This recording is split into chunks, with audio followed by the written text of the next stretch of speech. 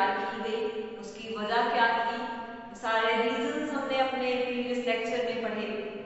उसके बाद हम फंजाई के बॉडी स्ट्रक्चर को डिस्कस कर रहे थे।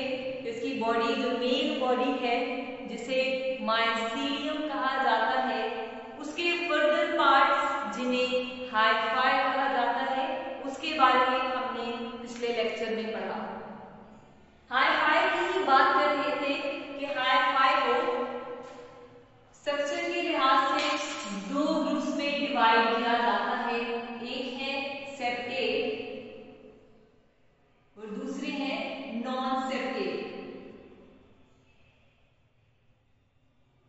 अब सेप्टेट हाइफाई के बारे में जैसे मैंने कहा कि ऐसे हाइफाई जिसमें सेपरेशंस पाए जाए, उन सेपरेशंस में न्यूक्लियस जो है वो डिवाइडेड हो, ये सेप्टा पाए जाए, ऐसे हाइफाई को सेप्टेट हाइफाई कहा जाता है। जबकि नॉन सेप्टेट हाइफाई की अगर हम बात करें तो ऐसे हाइफाई जिसके साइटोप्लाज्म में कोई भी सेपरेशंस जो है वो ना पाए जाए, पूरे का पूरा साइटोप्लाज्मिक स्ट्रक्चर है जिसमें न्यूक्लियस जो है वो पाए जाते हैं। जबकि सेप्टेट हाइफाई में साइटोप्लाज्म के दरमियान सेपरेशंस जो है वो क्रॉस वॉल्स जो है वो देखी जाती है। अब जब सेप्टेट हाइफाई है, क्योंकि साइटोप्लाज्म के थ्रू ही न्यूट्रिशन फूड मटेरियल जो है वो सारी बॉडी में ट्रांसफर होना है, तो यहाँ पे क्योंकि सेपरेशंस पाई जाती है, फूड मटेरियल को ट्रांसफर होने के लिए in separation in cross walls के अंदर पोर्स पाए जाते हैं, छोटे छोटे होल्स पाए जाते हैं जिनसे पास करता हुआ मटेरियल पूरे के पूरे साइटोप्लाज्म में जो है वो जाता है ताकि हाइफाई जो है वो ग्रो कर सके। हाइफाई को फूड मिलेगा तभी ग्रो करेगी और वो फूड इन सेपरेशंस में से पोर्स के थ्रू जो है वो पास आउट होता है। जबकि नॉन सेपरेट हाइफाई में क्योंकि ऐसी कोई क्रॉस वॉल सेपरेशन नहीं है, इसलिए साइटोप्लाज्म के थ्रू आसानी से फूड जो है वो सारी की सारी बॉडी स्ट्रक्चर में ट्रांसफर हो जाता है। नॉन सेप्टेट हाइफाई को कोइनोस्टिक हाइफाई भी कहा जाता है। अब फंजाई में कुछ ऐसी स्पीशीज हैं जिनमें हाइफाई जो है ज्वाइन करके पैक फॉर्म में जो है वो पाया जाता है और कुछ कॉम्प्लेक्स स्ट्रक्चर जो है वो बनाता है। उन कॉम्प्लेक्स स्ट्रक्चर्स को डिफरेंट नेम्स दिए जाते हैं। फॉर एग्जांपल जैसे कि मशरूम्स हैं, पफ बॉल्स हैं या फिर मोरल्स जो हैं, ये कॉम्प्लेक्स स्ट्रक्चर है जो इन्हीं हाइफाई से मिलकर बनते हैं। उसके अलावा कुछ ऐसी फंजाई की स्पीशीज भी हैं जिनमें हाइफाई का स्ट्रक्चर देखा ही नहीं जाता, सिर्फ माइसीलियम उसकी ओवरऑल पूरी बॉडी का स्ट्रक्चर है, जिसकी एग्जांपल हमारे पास ईस्ट है। ईस्ट में हाइफाई का स्ट्रक्चर नहीं देखा जाता। ईस्ट एक नॉन हाइपर यूनिसेलुलर फंजाई है, क्योंकि अगर हम बात करें बाकी फंजाई की तो उनमें हाइफाई का स्ट्रक्चर भी पाया जाता है या यही हाइफाई मिलकर कुछ कॉम्प्लेक्स स्ट्रक्चर भी बनाती है। अब अगर हाइफाई की बात करें, इसमें तो साइटोप्लाज्म पाए जाते हैं, उसके अलावा इसमें न्यूक्लियस जो है वो पाए जाते हैं। ज्यादातर फंजाई में पाए जाने वाले न्यूक्लियस जो है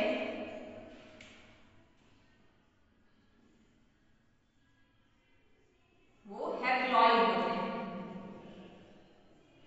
ज्यादातर फंजाई में पाए जाने वाले न्यूक्लियस जो है वो हैप्लॉइड होते हैं, जबकि कुछ ऐसी कंडीशंस भी देखी जाती हैं जहां पर दो न्यूक्लियस आपस में फ्यूज करके अगर जाइगोट बना देते हैं, जैसा कि सेक्सुअल रिप्रोडक्शन में देखा जाता है, तो वो जो दो न्यूक्लियस आपस में फ्यूज करके एक जाइगोट बनाएंगे, वहां पे जो न्यूक्लियस है वो डिप्लॉइड कंडीशन में देखे जाते हैं। वैसे मोस्टली फंजाई के जो न्यूक्लियाई है वो हैप्लॉइड कंडीशन में देखे जाते हैं, लेकिन अगर दो न्यूक्लियस सेक्सुअल रिप्रोडक्शन के लिए ज्वाइन करके फ्यूज हो जाते हैं और जाइगोट बनाते हैं, तो जाइगोट का जो न्यूक्लियस है वो डिप्लॉइड कंडीशन में देखा जाता है। यहां तक जो हमारा टॉपिक था बॉडी ऑफ फंजाई ये कंप्लीट होता है।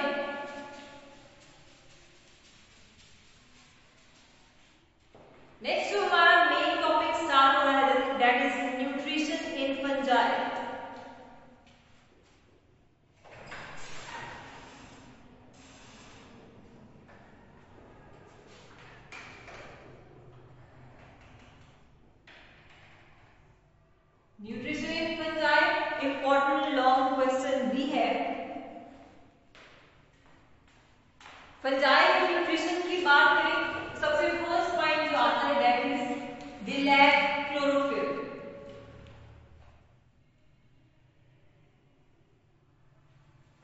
यानी फंजाई में क्लोरोफिल नहीं पाई जाती, जो कि प्लांट्स में पाई जाती है। और क्लोरोफिल नहीं है यानी ये फोटोसिंथेसिस करके अपना फूड खुद से तैयार नहीं कर सकते। सेकंड पॉइंट जो आ जाता है, फंजाई आर हेटेरोट्रॉप्स।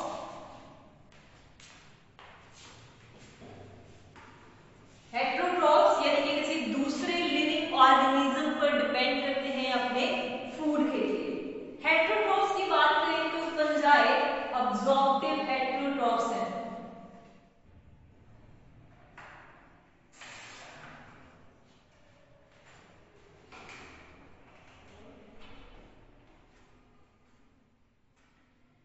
अब्जॉर्प्टिव हेटेरोट्रॉप्स यानी किसी दूसरे लिविंग ऑर्गेनिज्म से अब्जॉर्ब करके अपना फूड जो है हासिल करते हैं। अब्जॉर्प्टिव हेटेरोट्रॉप्स के लिहाज से फंजाई को दो ग्रुप्स में डिवाइड किया गया है। एक जिन्हें सेप्रोब्स कहा जाता है या फिर सेप्रोट्रॉप्स कहा जाता है।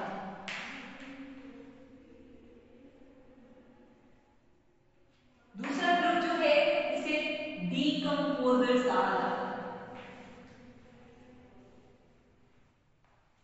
अब्जॉर्प्टिव हेटेरोट्रॉप्स यानी किसी दूसरे लिविंग ऑर्गेनिज्म से अब्जॉर्ब करके अपना फूड हासिल कर रहे हैं फंजाई। तो फंजाई को अब्जॉर्प्शन के लिहाज से दो ग्रुप्स में डिवाइड किया जाता है। एक है सेप्रोब्स या जिसे सेप्रोट्रॉप्स भी कहा जाता है, सेकंड है डीकंपोजर्स। दोनों में डिफरेंस क्या है? डीकंपोजर्स बेसिकली ऐसे फंजाई हैं जो किसी डेड ऑर्गेनिक मैटर से अपना फूड हासिल करते हैं। डेड प्लांट्स है, डेड एनिमल्स हैं, उनसे अपना फूड जो है हासिल करते हैं। ऐसे फंजाई को डीकंपोजर्स कहा जाता है। जबकि सेप्रोट्रॉप्स जो है ऐसे फंजाई है जो किसी लिविंग ऑर्गेनिज्म की ब्रेकडाउन करके उसको डिके करके, चाहे वो प्लांट्स हैं या चाहे वो एनिमल्स हैं, उससे अपना फूड हासिल करते हैं। ऐसी अब्जॉर्प्शन को सेप्रोट्रॉपिक फंजाई के थ्रू जो है वो देखा जाता है। सेप्रोट्रॉपिक फंजाई जो है जिस भी सबस्ट्रेट यानी जिस भी ऑर्गेनिज्म से उसकी ब्रेकडाउन करके अपना फूड हासिल कर रही है, उस अब्जॉर्प्शन के लिए उनमें हाइफाई का स्ट्रक्चर जो है वो मॉडिफाइड फॉर्म में, एक नई जदीद फॉर्म में देखा जाता है, जिसे राइजोइड्स कहा जाता है। यानी सेप्रोट्रॉपिक फंजाई जो है ये राइजोइड्स की फॉर्म में हाइफाई पाई जाती है, जिसके थ्रू ये प्लांट्स या फिर एनिमल्स के साथ, क्योंकि वो लिविंग है, उनके साथ अटैच होकर उनके साइटोप्लाज्म से अपना फूड जो है वो अब्सॉर्ब करते हैं।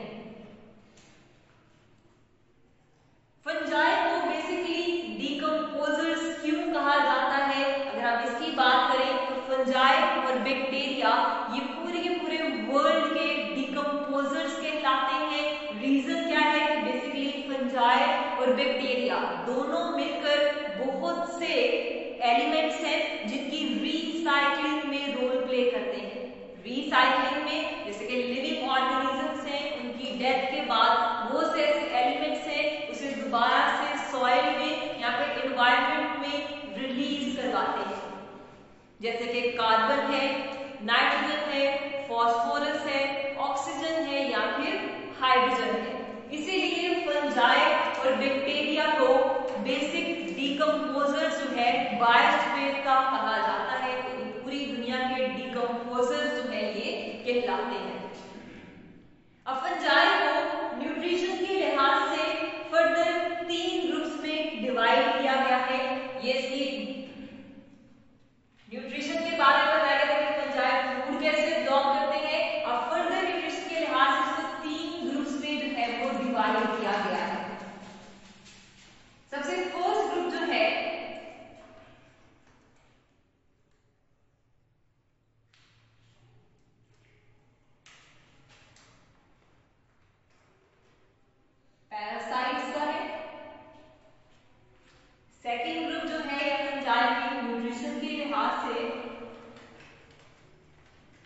प्रीडेटर्स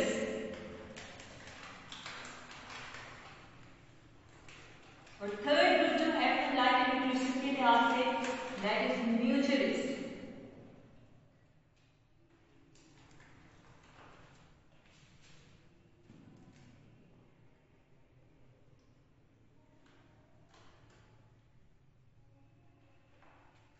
अब इन तीन ग्रुप्स को हम वन बाय वन डिस्कस करेंगे। सबसे पहले पैरासिटिक फंजाई यानी ऐसे फंजाई जो कि पैरासाइट्स जो है कहलाते हैं। पैरासाइट्स कहते हैं ऐसे ऑर्गेनिज्म को जो किसी दूसरे ऑर्गेनिज्म से अपना फूड जो है वो हासिल करते हैं। तो पैरासिटिक फंजाई जो है बेसिकली अपनी न्यूट्रिशन जो है या अपने न्यूट्रिएंट्स जो है किसी दूसरे लिविंग होस्ट के साइटोप्लाज्म से अब्सॉर्ब करते हैं। किसी लिविंग होस्ट यानी होस्ट कोई भी हो सकता है, वो प्लांट भी हो सकता है, वो एनिमल भी हो सकता है। लिविंग होस्ट के साइटोप्लाज्म से अपना फूड जो है अब्सॉर्ब करने वाले जो फंजाई है उन्हें पैरासिटिक फंजाई कहा जाता है। ऐसे फंजाई में फूड की अब्सॉर्प्शन के लिए जो स्पेशल स्ट्रक्चर देखा जाता है उसे हस्टोरिया कहा जाता है। हस्टोरिया ऐसी फंजाई जो हाइफाई है, उनकी टिप्स स्पेशली मॉडिफाइड होती है, उस स्ट्रक्चर को हस्टोरिया कहा जाता है। अब पैरासिटिक फंजाई को फर्दर दो ग्रुप्स में डिवाइड किया जाता है, या तो ऑब्लिगेट पैरासाइट्स या फिर सेकंड ग्रुप जो है दैट इज फैकल्टेटिव पैरासाइट।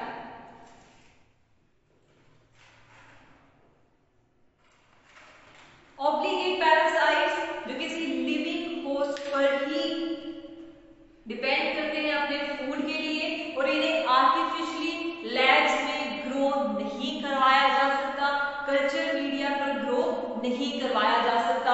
इन्हें ग्रोथ के लिए किसी लिविंग होस्ट की ही जरूरत है। लिविंग होस्ट होगा तभी जो है ऑब्लिगेट पैरासाइट्स हैं वो ग्रो कर सकते हैं। जबकि फैकल्टेटिव पैरासाइट्स जो है ये लिविंग होस्ट पर डिपेंड करते हैं अपने फूड के लिए, लेकिन इन्हें आर्टिफिशियली कल्चर मीडिया पर लैब्स में ग्रो भी करवाया जा सकता है। ऐसे पैरासिटिक फंजाई को फैकल्टेटिव पैरासाइट्स है वो कहा जाता है।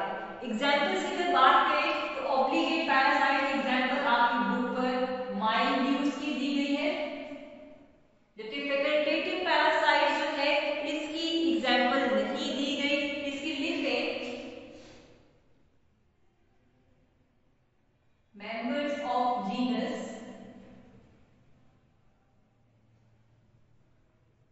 आर्मिलेरिया।